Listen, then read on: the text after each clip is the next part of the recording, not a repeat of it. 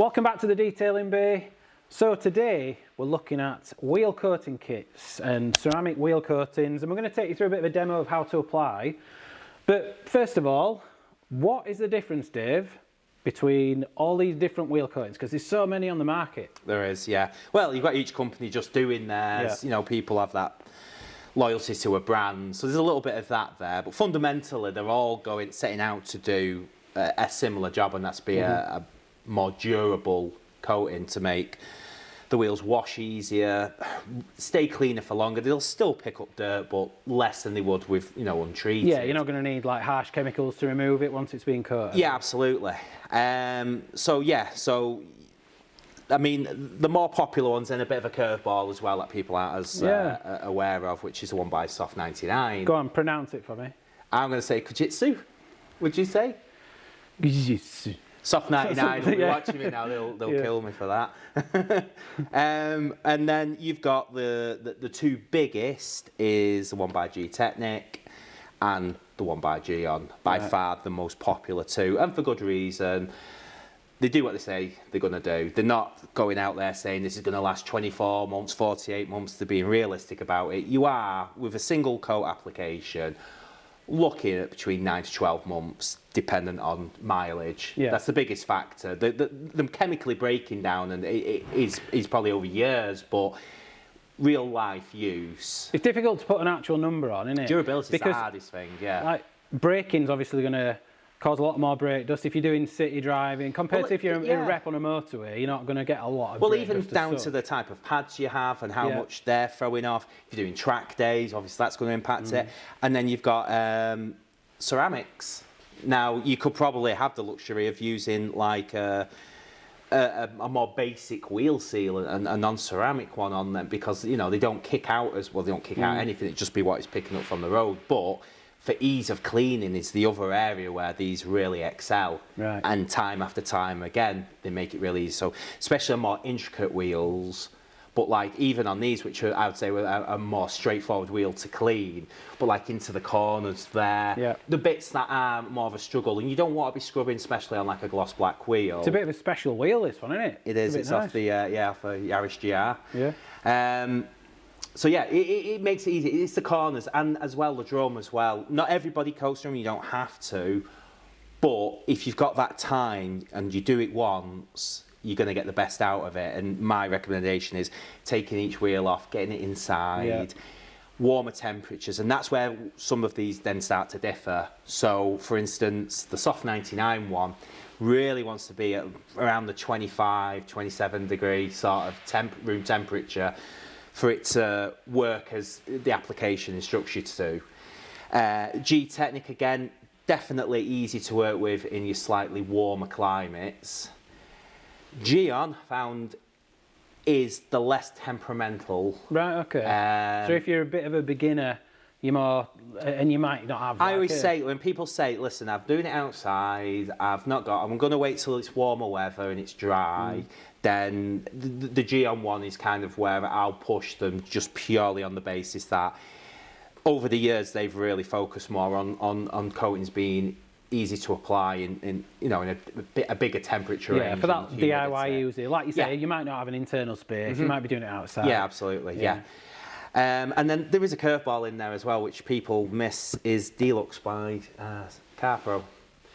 Yeah, this one's a bit odd to me because it's so plastics and wheels. Plastic and wheels. Two totally different surfaces. Yeah, and you can speak to one manufacturer and they'll give you a breakdown of why one's different to the other. Then you'll speak to another saying that need to be different, and they've all kind of been formulated from their paint coatings. Like for instance, the Gtechniq one is a base from C1, right? Which is their that again a ceramic coating don't get spoke about too much, which is really good on more temperamental paints. So it's like different solvents. So, and it's come from that, which is a good thing really, because wheels come in so many forms. You don't really want that anything overly harsh going on there and potentially causing an issue. But what is the difference between a wheel coating compared to the paint coatings that all these brands do? Are they tougher? Because your wheels are taking, if you like, most of the beating on the road, aren't they? They are. A lot of it is to channel it to make it easier for people. Right. If you're coating a car with crystal serum light or C1, you could put that on the wheels. Yeah, you got a bit left in your bottle. Yeah. Do you use that on your wheels? Yeah, and when I've done it, and I used to always be, whatever went on the paintwork, I would try on the wheels as well, because I was a big fan of like one product, get it all done. Yeah. But when it's on the market, sometimes people, they're fine with the paintwork, they just want something for the wheels, and it's there. It says what it does, and it just makes it a little bit easier for people, especially in like quite a niche area of the market when you get into ceramics for your wheels. The prep, again, because your wheels are subject to more dirt, grime, greases.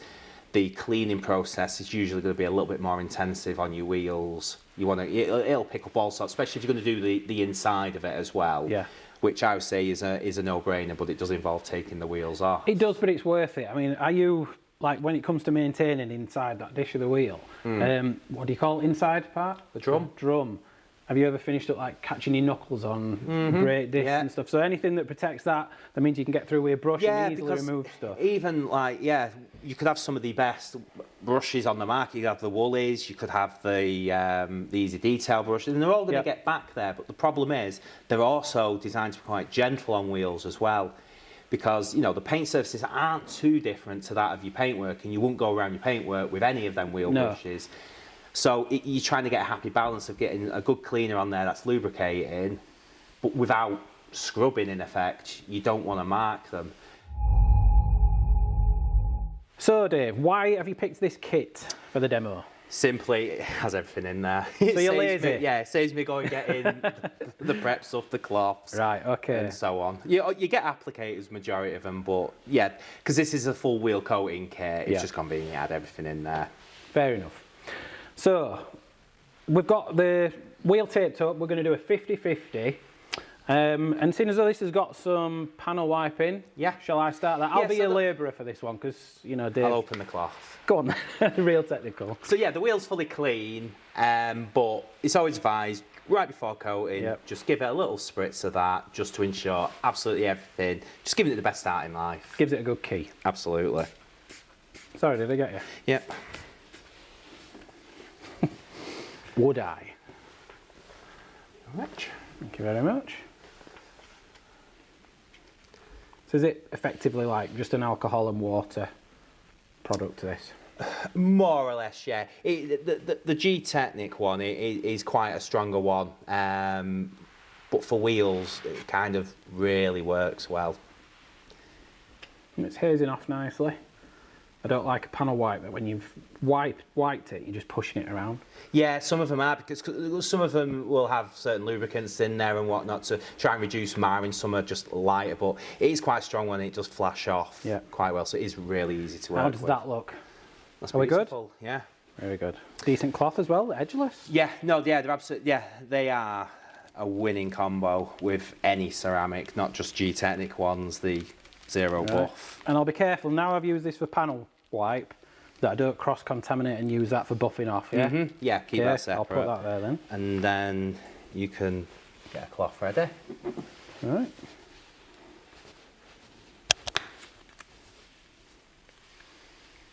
So which bottle have we got here? Is that a 30 or a 50? That's a 30 ml. 30. So you don't need loads. A few droplets on there. And then people are supposed to be in uniform, but you just want to get all the areas nicely coated. I'll do the barrels separately. This is quite a handy little bit of kit, isn't it? Yeah. You just happen to have this lying around? Yeah, it's from Max Shine. Right. I'm going to do half a wheel. But what I'll do is, like I said earlier, I'll always just do 2 coats just to ensure. And do you know roughly how long you need to leave it before buffing? Yeah, generally indoors, by the time I've got there, I'll give it a couple of minutes. Oh, is that all? I'm thinking like 20 minutes, we're going to have to leave this. No, I've found if you get it to the right temperature, well, this is the thing with Very it is, thorough, isn't it? Getting into all the areas. Just getting a nice thin coat on there. Just making sure getting the beads, all the areas. Right, and now we wait. Start removing, it should come off with ease, it shouldn't smear, and you should start to see like a little bit of a glossiness coming from it as well, just a touch. And you know you're lifting it all off that, and you just need to be really careful to make sure you get it all off, because you don't want to be left with any residue. So, I'll take the clean cloth. Yeah. Move the wheel around for ease. Oh, look at that action. Nice. Right. Here we go. The buffing commence. Make sure you get all the spokes and the barrel. I will, that will. Patience. Yeah, so that doesn't feel like it's slipping or it's wet or anything. Yeah, you can usually get like a little trail. Yeah. Make sure you get the inside. Very easy to remove. Yeah. And it's just an example of how good it is, you know, for at home use. We've not set up any special, other than it being indoors. Yeah. We've, you know, we're not temperature controlled in here. We can't control the humidity. Flick it up a bit there for us. There we go. You just want it all easy, don't you? Absolutely. Move the tape there. Sorry, just...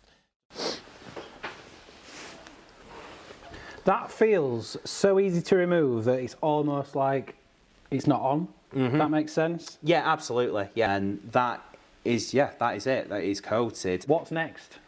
We just need to keep it warm and dry like a baby, really. Okay. Just keep it indoors overnight. If you're outdoors, you can't control the weather, but hopefully it will stay dry for you. And then you're giving it the best head start in life then.